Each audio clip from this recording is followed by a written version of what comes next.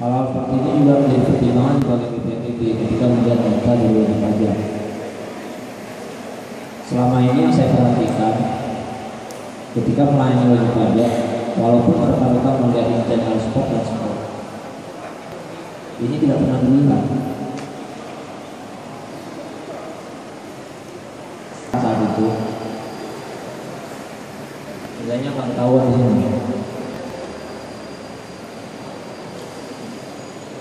Jadi yang menunjuk teman-teman di rekan di BPNTB, wah kenapa nih bangunannya sekian, opini cuma sekian.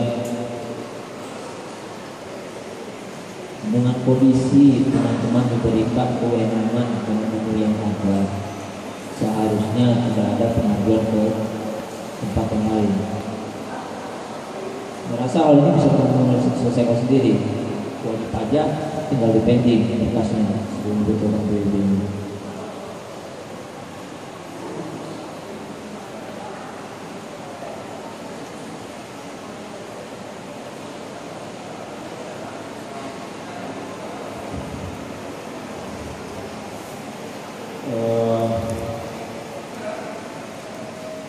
Mungkin hal-hal yang seperti tadilah yang selama ini sering dilakukan oleh kita, karena tadi menganggap konsep dasar pembuktian dasar atas kedua pajak tersebut tidak dipahami, bahwa PBB itu kondisi objek pada 1 Januari tahun berjalan apapun kondisinya. BPNTB tidak, BPNTB sangat pelaporan.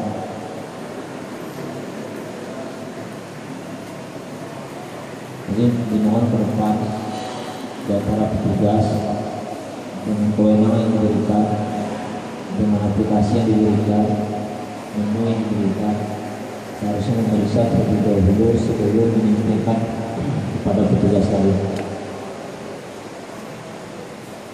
Entah itu lewat server, entah itu sampai ke lokasi, atau telepon hadir.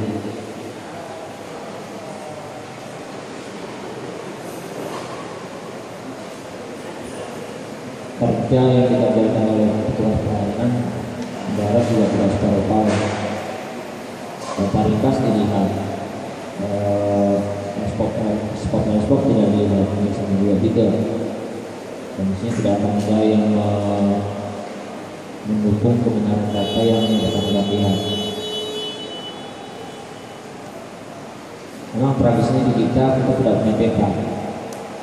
Tapi sejak tahun 2011, memang kita di BPNTB sudah 2011. Kondisinya kita membaca data tanpa peta, tetapi berdasarkan data perbandingan yang ada di aplikasi.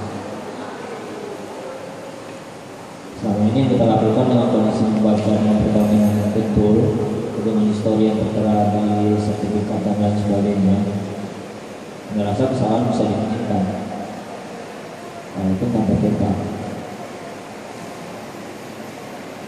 Jadi kejadian sekarang kan petugas tidak memeriksa berkas wajib pajak, baik antara aplikasi dengan surat rekaman mereka. Contohnya ada wajib pajak yang mengajukan pajak baru, sedangkan dia baru naik hak 2014 misalnya, kan sangat tidak mungkin. Rekan-rekan juga harus tahu ilmu di bidang pertanahan minimal sedikit banyaknya. Di BPN itu pendaftaran untuk kependudukan wajib mencantumkan SPPT dulu. Tapi ketika masuk di pelayanan, merasa rekan-rekan sudah langsung menolak.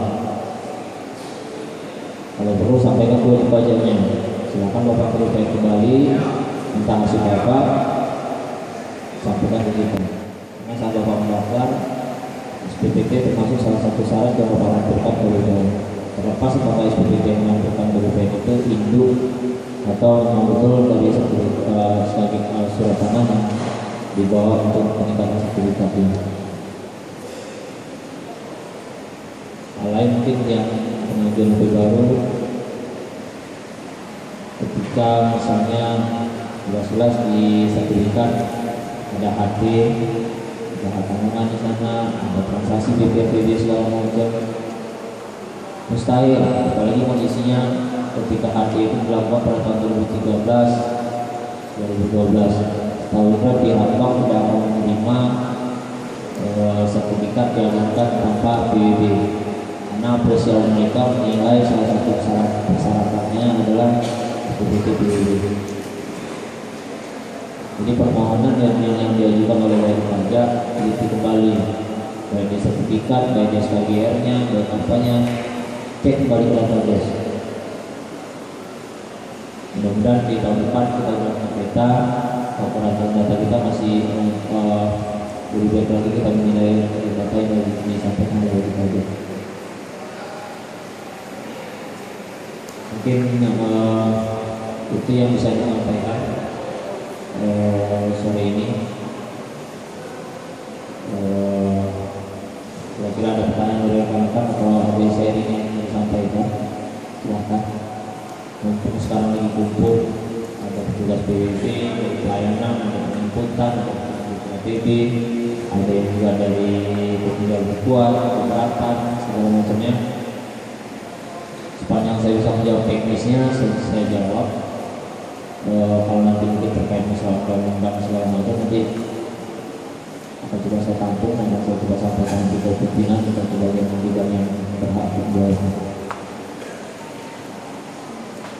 Mungkin sekian dulu Rinda. Terima kasih. Assalamualaikum warahmatullahi wabarakatuh.